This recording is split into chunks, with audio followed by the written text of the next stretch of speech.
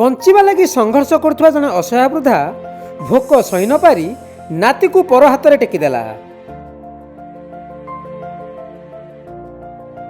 ମୟୂରଭଞ୍ଜ ଜିଲ୍ଲା ମୋରଡ଼ା ବ୍ଲକ ଅନ୍ତର୍ଗତ ବଳଦିଆ ଗାଁରେ ମନ୍ଦ ହେମ୍ବ୍ରମଙ୍କ ଏଭଳି ଅସହାୟତାକୁ ନେଇ ଓଡ଼ିଶାରେ ହଇଚଇ ଖେଳିଛି।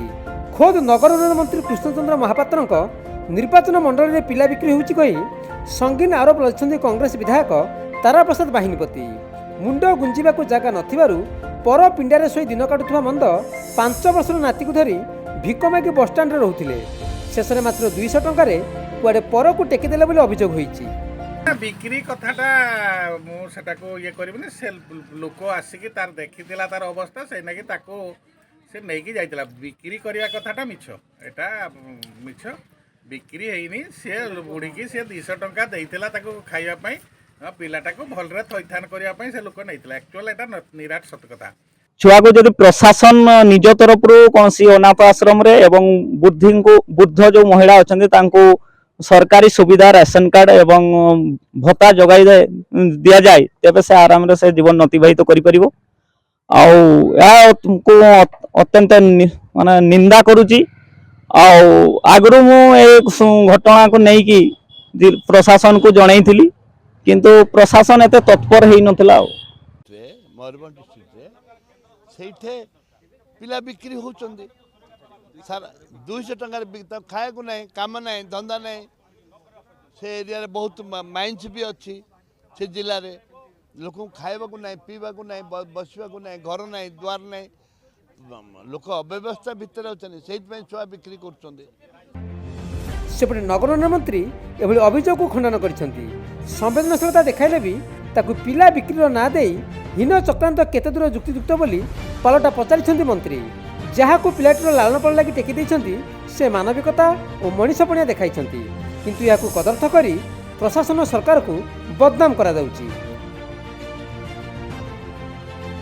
ପିଲା ବିକ୍ରିର ମିଛ ଖବର ପ୍ରଚାରିତ ପରେ ଅସଲ କଥା କ'ଣ ତାକୁ ନିଜ ମୋବାଇଲରେ ଦେଖାଇ ଗଣମାଧ୍ୟମରେ ସ୍ପଷ୍ଟୀକରଣ ରଖିଛନ୍ତି ମନ୍ତ୍ରୀ।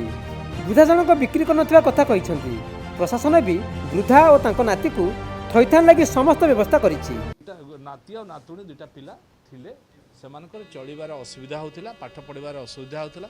ଏ ଖବର ପାଇଲା ପରେ ପରେ ତୁରନ୍ତ ମୁଁ ଜିଲ୍ଲା ପ୍ରଶାସନକୁ ନିର୍ଦ୍ଦେଶ ଦେଇକି ସେ ପିଲାମାନଙ୍କୁ ବୈଶିଙ୍ଗାର ଯେଉଁ ଆମର ଚାଇଲ୍ଡ କେୟାର ସେଣ୍ଟର ଅଛି ସେଠି ତାଙ୍କୁ ରଖାହେଇଛି ଏବଂ ଏ ବୃଦ୍ଧ ବ୍ୟକ୍ତିଙ୍କୁ ମଧ୍ୟ ଚାଉଳ ଘର ସବୁ ତାଙ୍କୁ ଯୋଗାଇ ଦିଆହେଇଛି ଏବଂ ତାଙ୍କର ସମସ୍ତ ବ୍ୟବସ୍ଥା କରାହେଉଛି। ଆ ପୂର୍ବରୁ ଯେତେବେଳେ ମୁଁ ବିଧାୟକ ନଥିଲି ମଧ୍ୟ ଏଇଟା ସମସ୍ତେ ଜାଣିଛନ୍ତି ଆଉ ଦେଖିଛନ୍ତି, ସୋସିଆଲ ମିଡ଼ିଆରେ ଭାଇରାଲ ହେଇଥିବ।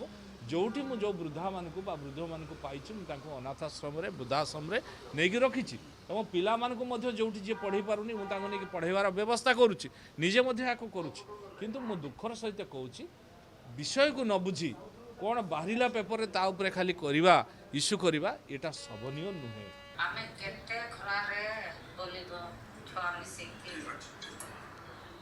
ଆଚ୍ଛା, ଆପଣ ଦେଖିଲେ ଜଣେ ମା ଯେଉଁ ବୃଦ୍ଧା ଲୋକ କହୁଛନ୍ତି ଆମର ମୟୂରଭଞ୍ଜିଆ ଲୋକ ଟୋକିଏ ମିଛ କହିବେ ନାହିଁ, କହିଲେ ବି ସେ କହିପାରିବେ ନାହିଁ।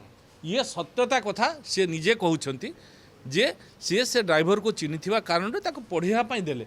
କ'ଣ କେହି କାହାରି ବେଦନାକୁ ନେଇପାରିବେନି?